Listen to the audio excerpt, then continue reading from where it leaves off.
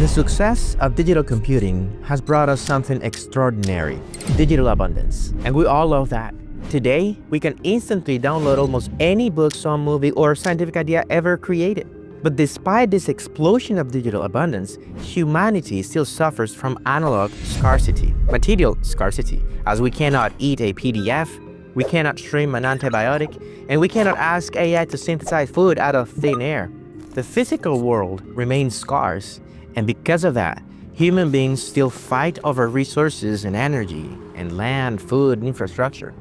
I believe this happened because society overinvested in digital computing while largely neglecting analog computing, the science of matter itself.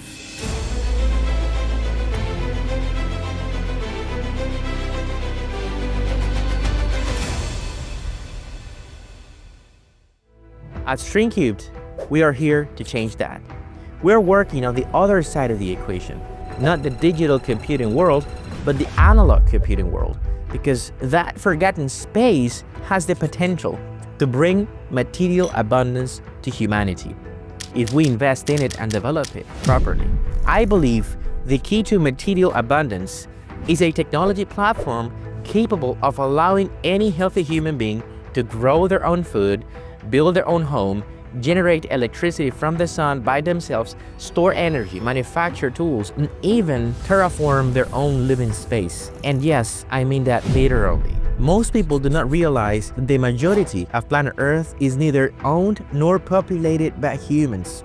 International waters alone represent an enormous frontier for future civilization. And yes, these may sound overly ambitious or even, science fiction. But if you look at my track record at TimePlast, my other company, you will understand how serious this proposition truly is. At TimePlast, we said we would create a material that looked and felt and behaved like conventional plastic, but that disappears on a time schedule. And we did it. Then we said we would standardize that multi-patented material so it could be extruded, blown, injected, thermoformed, and 3D printed. And we accomplished that too, not only at a lab scale, but at industrial scale. Now, we're building an analog computing platform capable of enabling new generation of manufacturing systems, including a voice-operated 3D printing device designed to help free humanity from material scarcity. This is not an empty proposition, as we have already developed two very important things at StringCubed here. The first, 3D printable soap material. And when I say first, the first ever 3D printable soap. You can ask AI. Second, the first printable photovoltaic material capable of generating electricity from sunlight. These two applications alone that we invented here at StringCubed are showing us that printing materials and elements that were impossible to 3D print are now mainstream. And they're also showing us what's possible to print in the near future as we are actively developing, for example, desalination materials capable of printing filters that convert seawater into fresh water, and printable battery materials so people can not only generate electricity from the sun, but also store that energy at homemade batteries that they have printed themselves. For the first time in history, these ideas are becoming technically feasible because our company is exploring the forgotten frontier of analog computing. Not just software, not just code, but matter itself. Because the analog world, our physical world, may still be the most powerful computational system ever discovered. Think about it. The most complex object ever made by a human is probably a modern microchip.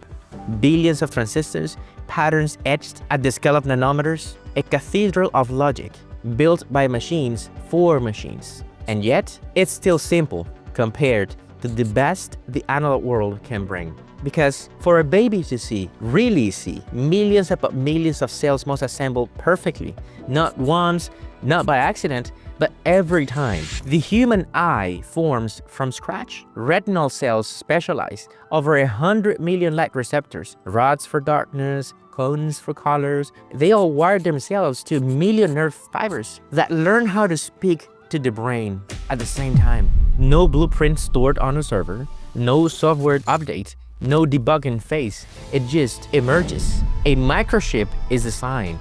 The eye is grown. One is manufactured, the other is alive.